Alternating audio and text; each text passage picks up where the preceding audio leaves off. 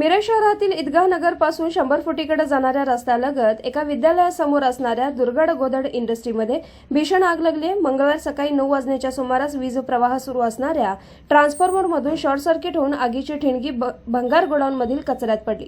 कचऱ्याच्या ढिगाऱ्यातून आगीने जोर पकडला। आगीचे लोण इतके पसरले की मिरज एमआयडीसी परिसरात काळ्या धुराने काही परिसर व्यापला होता। या ठिकाणी अग्निशमन विभागाच्या 2 गाड्या तातडीने दाखल झाल्या असून आग विझवण्याचे आटोकाट प्रयत्न सुरू आहेत। घटनास्थळी बघ्यांची प्रचंड गर्दी झालेली आहे।